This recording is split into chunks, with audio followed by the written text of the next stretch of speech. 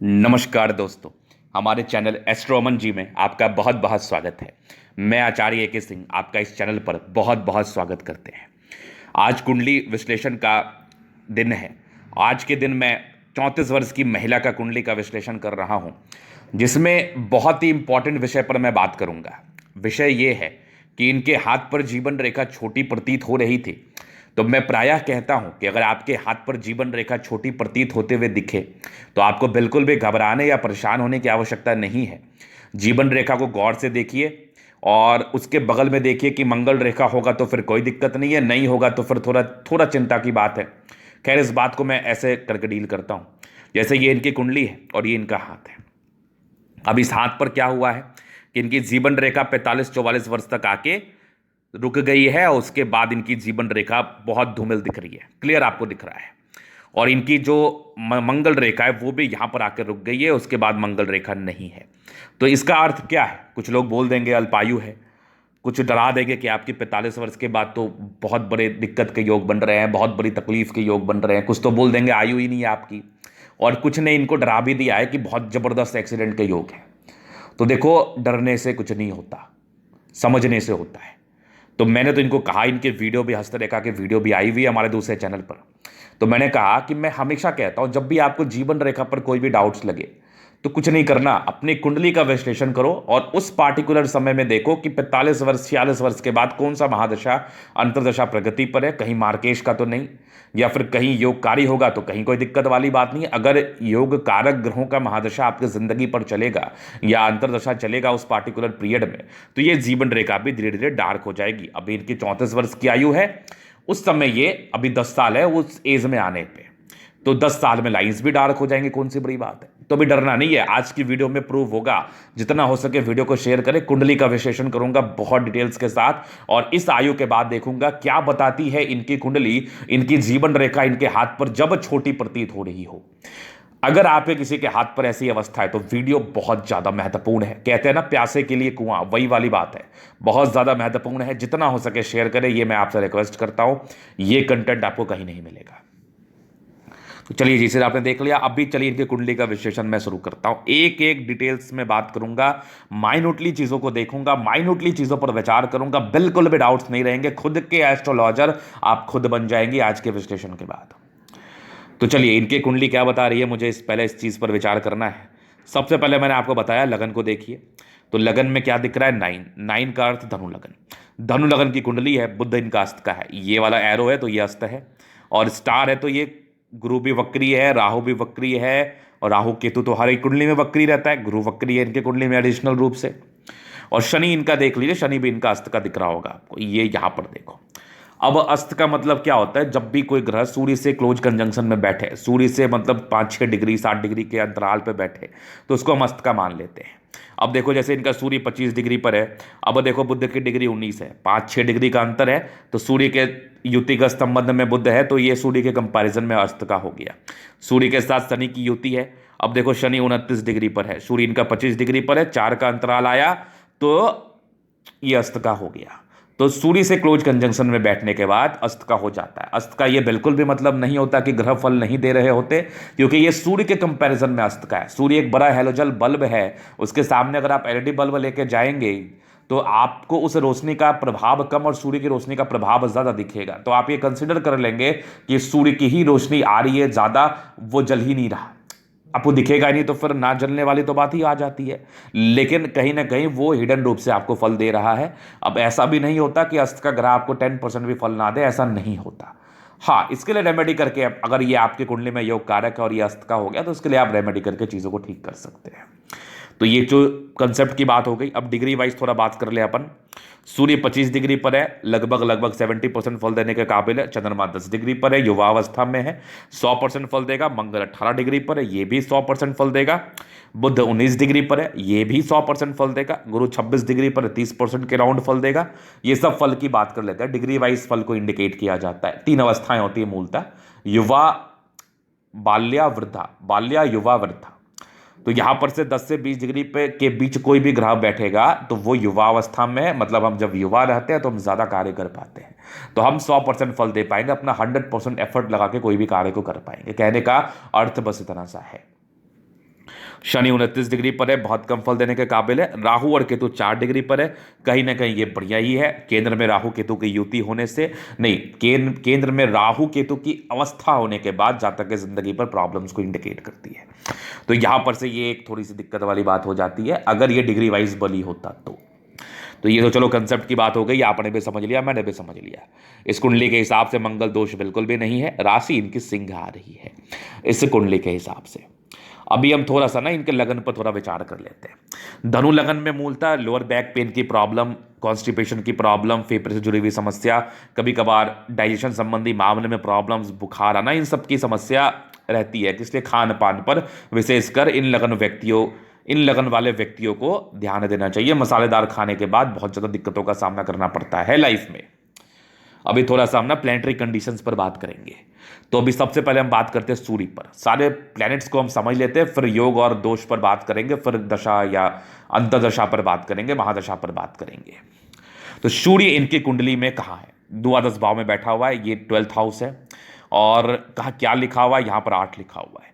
तो जब 8 लिखा हो तो ये डेफिनेट रूप से सूर्य वृश्चिक राशि में होगा और सूर्य मित्र के राशि में है। सूर्य नवमे घर का स्वामी है। धनु लगन के लिए सूर्य नवमा हाउस का मालिक होता है। 9th हाउस ये हो गया, ये इंडिकेट करता है भाग्य स्थान। तो सूर्य भाग्य स्थान का स्वामी होके 12वें घर में जाके बैठा है, द्वादश भाव में बैठा है। तो कहा जाता है कि अच्छे हाउस का स्वामी होके अगर खराब जगह बैठ जाए तो फिर उसके फल बहुत अच्छे नहीं आ पाते। तो कहीं ना कहीं सूर्य भाग्य स्थान का स्वामी होके खर्च के हाउस में बैठा है। तो कंसेप्ट की बात समझना कि खर्च के हाउस में जाके बैठा है, किसका स्वामी है? भाग्य का। तो ज्यादा खर्चीला प्रवृत्ति का होगा, बहुत ज्यादा, लेकिन भाग्य से उनके पास पैसे भी आ जाएंगे, तभी तो खर्च करोगे आप।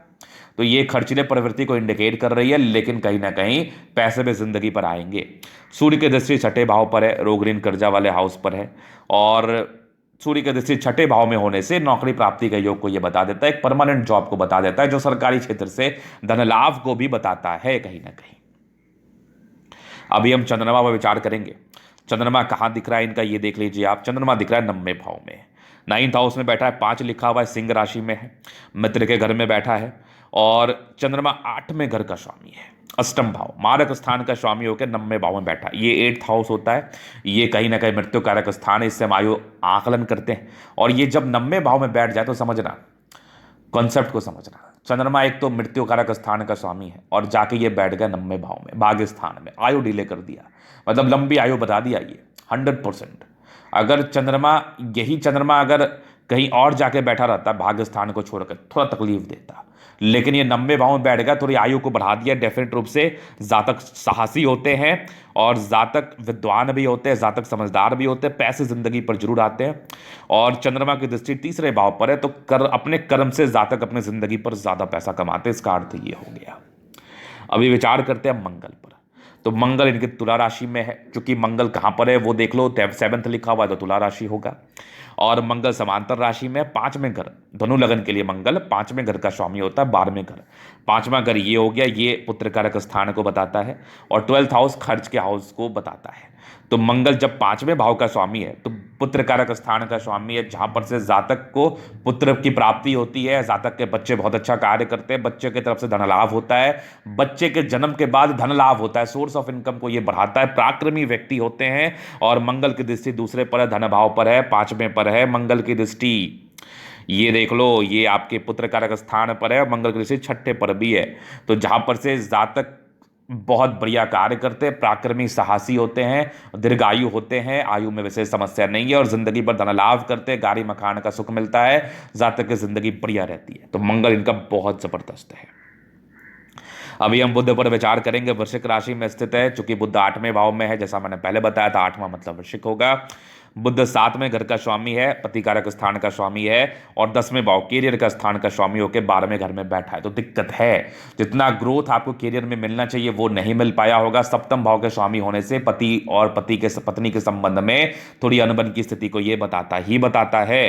पति थोड़े खर्चीले प्रवृत्ति के होते हैं, पति का घर का स्वामी खर्च के हाउस में बैठने से हस्बैंड कुछ बहुत बड़ा मुकाम, जातक की जिंदगी मतलब इनके हस्बैंड कुछ बहुत बड़ा मुकाम हासिल नहीं कर पाते हैं और पति से थोड़ी बहुत खटपट की स्थिति को ये परस्पर बना के रखता है। बुध आपका गड़बड़ है, आपके हाथ पे भी गड़बड़ दिख रहा था और यहाँ भी गड़बड़ दिख रहा है। तो इसका अर्थ ये हो गया कि थोड़े से इंसान अंदर से कमज़ोर से हो जाते हैं।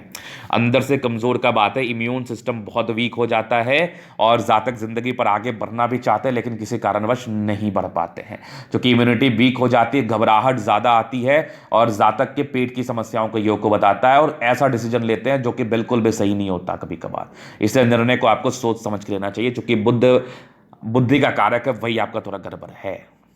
अभी हम गुरु पर विचार करते हैं। गुरु मीन राशि में स्थित है, चूंकि 12 लिखा हुआ है तो मीन दर्शाता है और गुरु अपने ही राशि में है, ताकतवर अवस्था में, नो डाउट डिग्री वाइज भी बली था।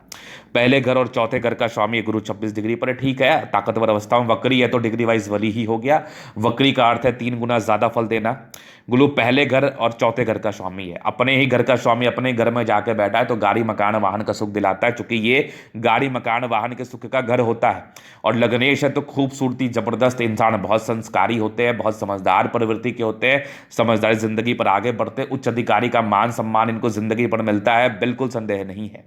तो गुरु इनका बहुत जबरदस्त है और गुरु केंद्र में बैठा है, चौथे घर में बैठा है, लाइफ को प्रोटेक्ट भी करता है, बिल्कुल डाउट नहीं है। कुछ लोग सोच रहे होंगे गुरु जी इनके तो कुंडली में गुरु चांडाल दोष बनाए, गुरु राहु की युति है, लेकिन शुरुआती दौर में मैंने क्या समझाया आपको कि राहु इनका डिग्री वाइज कमजोर है, डिग्री वाइज इनका बली नहीं है राहु। तो जब राहु डिग्री वाइज बली नहीं है और बृहस्पति के युति का संबंध में है और बृहस्पति वक्री है, बृहस्पति अपने घर में स्वराशि का है, वक्री के साथ है, तो बृहस्पति 3 गुना ज्यादा फल दे रहा है इनके कुंडली में। तो इसका अर्थ है कि राहु इनका कुछ भी नहीं बिगाड़ पाएगा, दोष बहुत फलित नहीं हुआ। लेकिन फिर भी राहु की युति केंद्र में होने से गुरु के साथ थोड़े डिस्ट्रैक्शंस को ये जरूर इंडिकेट करती है। जैसे इनका लग्नेश का स्वामी बृहस्पति है, डिस्ट्रैक्शंस क्या होगा, लगन से हम आपके रिलेशनशिप्स को भी देखते हैं, आपके जिंदगी पर दाम्पत्य सुख को भी देखते हैं, क्योंकि लगन सीधा आपके सप्तम भाव को देखता है। तो जातक के प्रॉब्लम्स को दर्शाती है, दाम्पत्य जीवन में, रिलेशनशिप्स में, इन चीजों में प्रॉब्लम्स को दर्शाती है। संबंध, आपके पारिवारिक संबंध भी होते हैं, बहुत तरह के संबंध होते हैं, आपके दोस्तों के साथ भी संबंध होते हैं। तो गुरु राहु की युति होने से जातक को खराब व्यक्ति का साथ मिलता है, इसलिए इनको दोस्ती कम करना चाहिए और इसके लिए बहुत जरूरी है कि आप राहु का उपाय करें, चूंकि गुरु चांडाल दोष है, राहु गुरु के साथ है, आंशिक ही फल दे रहा है लेकिन दे जरूर रहा है। और बृहस्पति को पावर और देने से, चूंकि 26 डिग्री पर बृहस्पति बैठा है, एक पुखराज रत्न धारण करने से गुरु में और बल आएगा, चूंकि ऐसे भी बली है और ज्यादा बल आ जाएगा तो राहु के नेगेटिविटी को शांत कर देगा और साथ ही साथ आपको जिंदगी पर आगे बढ़ाएगा, कैरियर में तरक्की देगा, लाइफ में तरक्की देगा, घरेलू जिंदगी में प्रोग्रेस देगा और जिंदगी पर आप आगे बढ़ पाएंगे। अचानक ग्रोथ आपको मिलेगा पुखराज पहनने के बाद और बृहस्पति देव की आराधना करने के बाद, और जिंदगी पर से सारे कष्ट को खत्म करने का ये कार्य करेगा। तो बृहस्पति के लिए इस रत्न की आपको बहुत ज्यादा आवश्यकता है। तो ये चीज आपने देख लिया बृहस्पति के लिए। अभी हम विचार करते हैं शुक्र पर। तो शुक्र कहाँ लिखा है ये देख लो आप। शुक्र इनका है लगन में 9 धनु राशि में है। शुक्र समांतर राशि में है, 6ठे 11वें घर का स्वामी है, कुंडली में पहले घर में बैठा है। तो लाभ का स्वामी होकर लगन में बैठना एक बहुत बड़ा राजयोग होता है। जातक की पर्सनालिटी बहुत जबरदस्त होती है। ऐसे भी अगर महिलाओं की कुंडली में शुक्र लगन में बैठ जाए तो बहुत संस्कारी होती हैं ऐसे लोग। और शुक्र की तो लगन में जाके बैठा है, 6ठे घर का स्वामी है, मतलब रोग ऋण कर्जा का स्वामी है और 11वें घर का स्वामी है।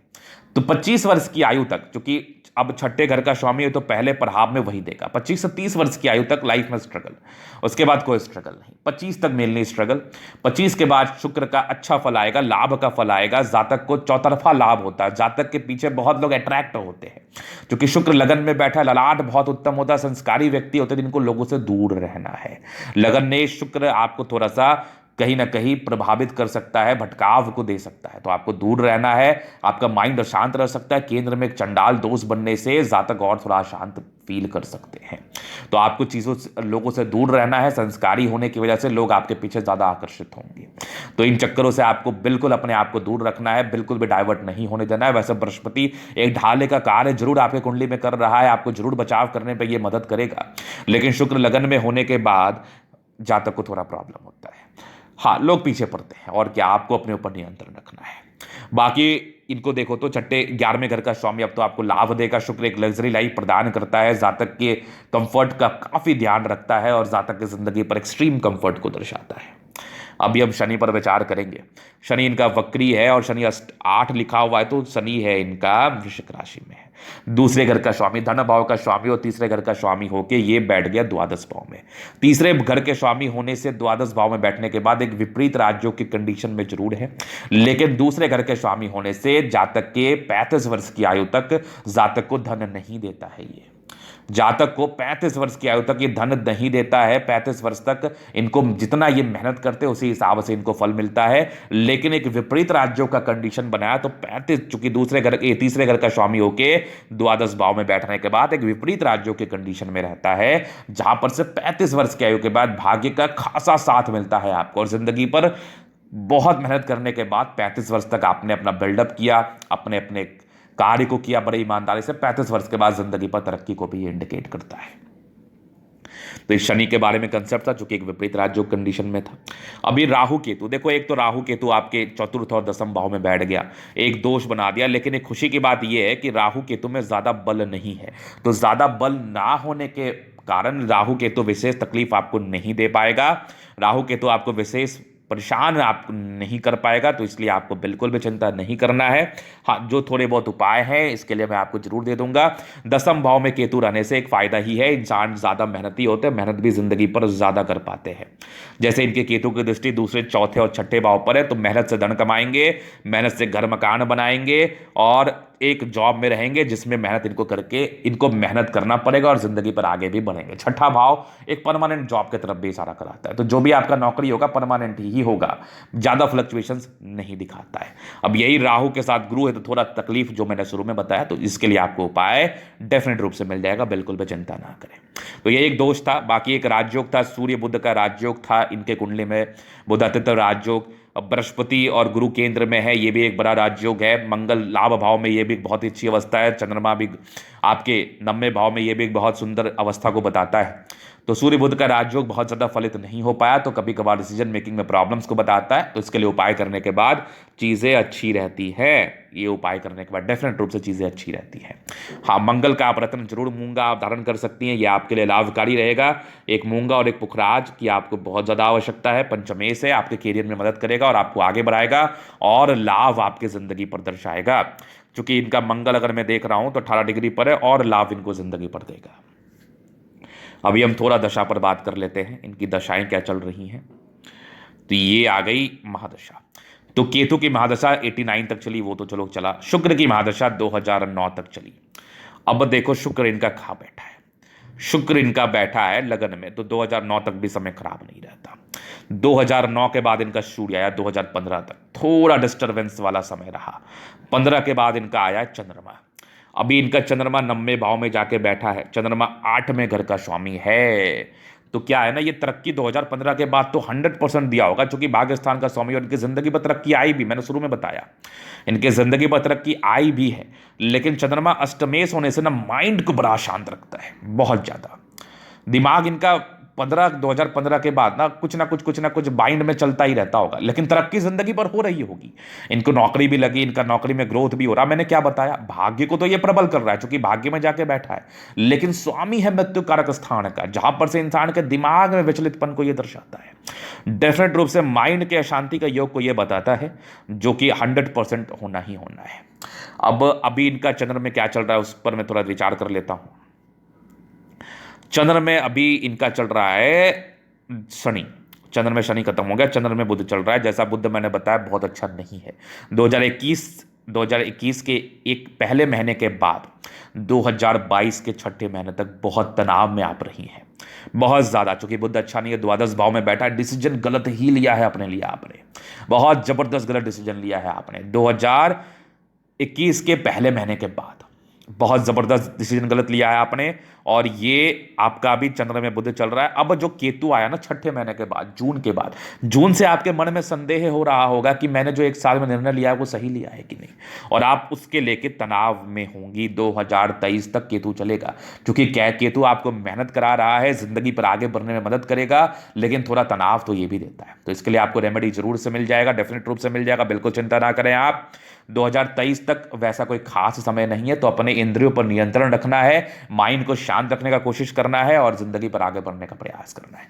23 के बाद शुक्र आएगा, कोई दिक्कत नहीं है, सूर्य आएगा, वैसे कोई विशेष दिक्कत नहीं होगी।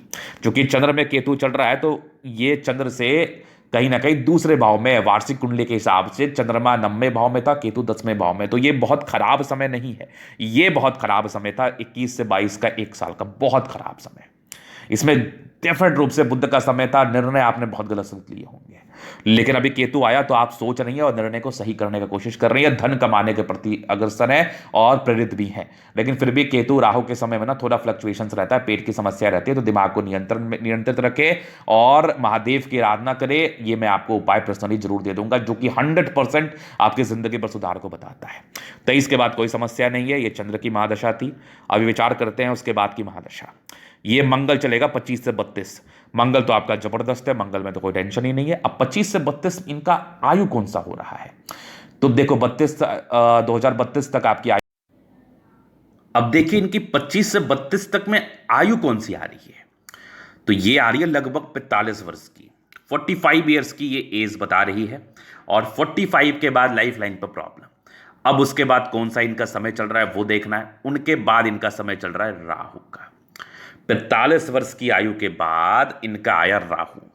अब मैंने शुरू में बताया कि राहु स्ट्रेंथ वाइज कमजोर है, और जब भी राहु चलता है किसी भी व्यक्ति के जिंदगी पर, और अगर वो स्ट्रेंथ वाइज कमजोर रहता है, तो विशेष चिंता करने की आवश्यकता नहीं है, क्योंकि इसमें ताकत कम है। तो हमें क्या करना है, और पहले हम देख लेते हैं राहु की दृष्टि कहाँ कहाँ पड़ रही है। राहु की दृष्टि पड़ रही है 8वें पर, इनके कुंडली के हिसाब से राहु की दृष्टि 10वें पर और 12वें पर है। तो अष्टम भाव मृत्यु कारक स्थान होता है, लेकिन अष्टम भाव का स्वामी चंद्रमा होकर 9वें भाव में बैठा है पावरफुल अवस्था में। राहु की दृष्टि 10वें भाव पर है, केतु के पूर्ण दृष्टि पर राहु है, और राहु की दृष्टि 12वें भाव पर है, जो कहीं ना कहीं 12वां भाव वैसा कोई खर्च का हाउस होता है। तो ये जो 3 साल चलेगा, जब आपका राहु आएगा, तो ये 3 साल का समय आपके लिए थोड़ा सा दिक्कत वाला चल सकता है 45 के बाद। इस 3 साल में 2034 तक 2 साल, राहु का समय आपका 2034 तक चलेगा, इस कुंडली के हिसाब से 2 साल चलेगा वो, 2032 से 34। हाँ, तो 2-2.5 साल के समय में थोड़ा सा प्रॉब्लम, उसके बाद समस्याएं नहीं होंगी। तो 2 साल का टेंशन है, क्योंकि अगर इस कुंडली में राहु ज्यादा बली हो जाता, अगर इस कुंडली में राहु ज्यादा बली हो जाता, तो 45 के बाद बहुत दिक्कत था। लेकिन 45वें वर्ष की आयु के बाद इनका जीवन रेखा भी हल्का हल्का सा दिख रहा है, अभी मैं दिखाऊंगा। और राहु बहुत ज्यादा बली नहीं है, बृहस्पति इनका बली है, बृहस्पति इनका योग कारक है, लग्नेश है, जो कहीं ना कहीं आयु को भी इंडिकेट कर रहा है, और पावरफुल अवस्था में है, वक्री है, पावरफुल है, और इसके बल को और बढ़ाने के लिए मैं पावर दे दूंगा, जिससे जुपिटर का और अच्छा इफेक्ट आपकी जिंदगी पर आए, और इस प्रॉब्लम से जो 45 से 47 के बीच में दिख रही है हल्की, इससे आपको बचाव कर ले 100%। और राहु पावरफुल रहता तो एक चिंता का बात था, पावरफुल नहीं है तो कोई चिंता का बात नहीं है। राहु के बाद राहु में गुरु आ जाएगा, राहु में शनि आ जाएगा, तो कोई विशेष चिंता करने की आवश्यकता नहीं है। राहु के कोई बहुत साइड इफेक्ट नहीं आएंगे। कहने के लिए एक चंडाल दोष का समय तो आ रहा है 45 वर्ष में, लेकिन इनकी जीवन रेखा का हल्का हल्का बनावट और भाग्य रेखा का बनावट, चूंकि भाग स्थान में अच्छा ग्रह जाके बैठ गया, अष्टमेश जाके बैठ गया, तो भाग्य को यह मदद करेगा।